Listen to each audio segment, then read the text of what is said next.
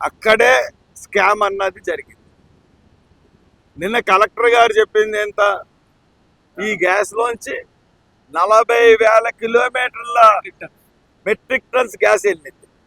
2,000 metric tons ఖరీదు వచ్చి మనకి 3,05,00,000 3,50,00,000 ఉంటే 40,000 కిలోమీటర్లు మెట్రిక్ టన్స్ ఇంచుమించు 250 కోట్లు ఉంటుంది.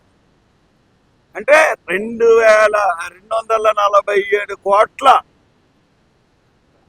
ప్రజల ఆదాయం, ప్రభుత్వ ఆదాయం, మన కోనసీమలో ఉన్న నిక్షేపాలని కొంతమంది ప్రైవేట్ వ్యక్తులకి సొమ్ములు కాసిపడి ఓఎన్జీసీ అధికారులు అంటే 16 నుంచి 19 వరకు ఎవరైతే పనిచేశారో రాజమండ్రిలో ఉన్న అసెట్ మేనేజర్ కానీ లేదా ఎగ్జిక్యూటివ్ డైరెక్టర్ కానీ ఎవరైతే పనిచేశారో వాళ్ళు దీని స్థాయిని తగ్గించి వేసేశారు.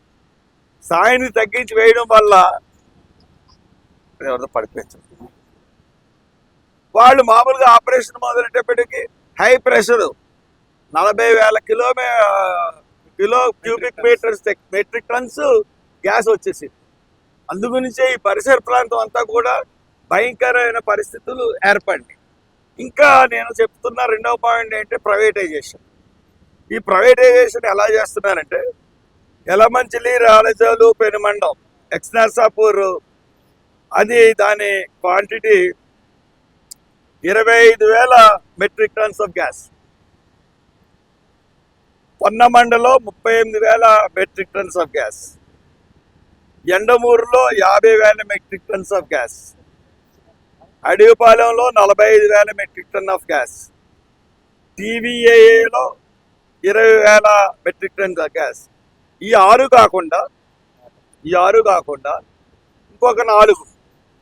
ఈ 4టిని ఎవరికి ఇచ్చిందంటే ఓఎన్జీసీ డ్రిల్లింగ్కి, అంటే గ్యాస్ తీసుకోవడానికి ఓఎన్జీసీ తరఫున గ్యాస్ తీసుకుని అమ్ముకోవడానికి డీప్ ఇండస్ట్రీస్ లిమిటెడ్కి ఈ గ్యాస్ని ఇచ్చింది.